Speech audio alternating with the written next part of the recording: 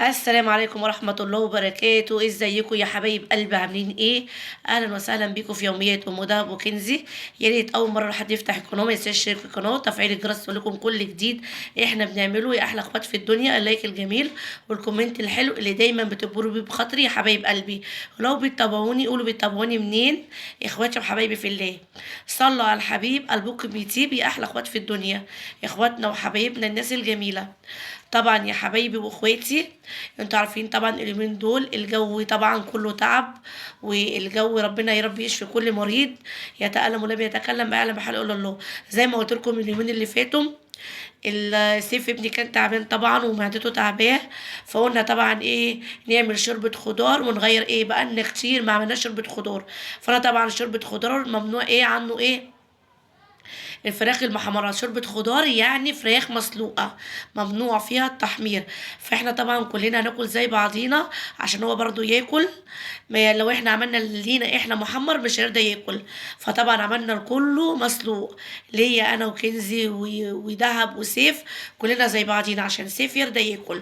اهو يا حبايب قلبي دي شوربة خضار، شايفين؟ قولوا شايفين. عاوزين بقى تحطوا عليها ليمون حطوا اهو. شايفين يا احلى اخوات في الدنيا؟ طبعا شوربة الخضار دي جميلة جدا جدا للمعدة، اللي عنده برد، اللي طبعا معدته تعبانه. طبعا انتوا عارفين انا مش عاوزه اقول ايه يعني ايه اللي بيحصل ايه في المعده، انتوا طبعا عارفين اللي انا عاوزه اقوله. اي حد عنده برد معدته وجعاه تعبان شوربه الخضار على فكره شفاء جدا جدا جدا.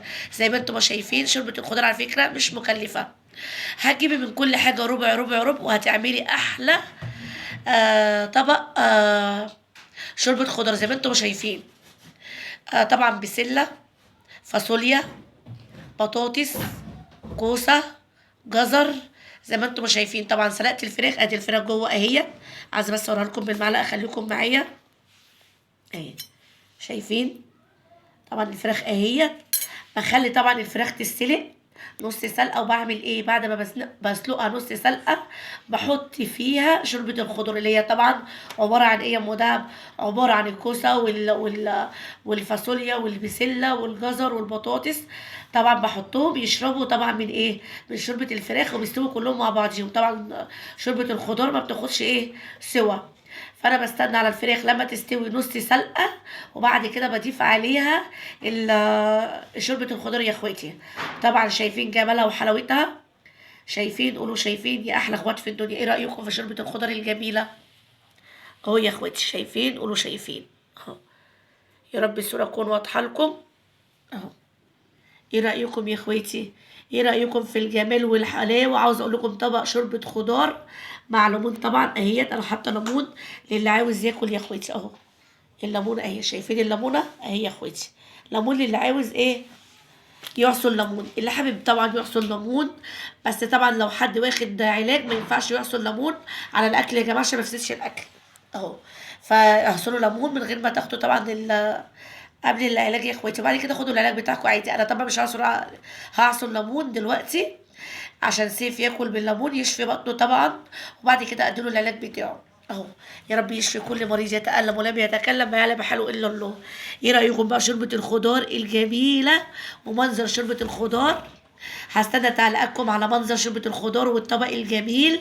طبعا شوربة خضار طبق متكامل يا اخواتي من كل حاجة زي ما انتم ما شايفين، من كوسة البسلة الفاصوليا الجزر لبطاطس، زي ما انتم ما شايفين يا احلى اخوات في الدنيا. دي شوربة الخضار ودي المكونات بتاعتها، يعني اللي مش عارف يعمل شوربة خضار يا اخواتي يعمل المكونات ديت سهلة بسيطة. ربع كيلو من كل حاجة، ولو مش عايزه اجيب ربع كيلو انت قولي للراجل يديكي طبعا بدل ما ربع ربع ربع قولوا دي نص شوربه خضار من يعني شكلها لي هيديكي تشكيله من كل حاجه طبعا نص كيلو زي ما انتم شايفين، وهيعمل لك طبعا الطبقين الجمال دول اهو. شايفين؟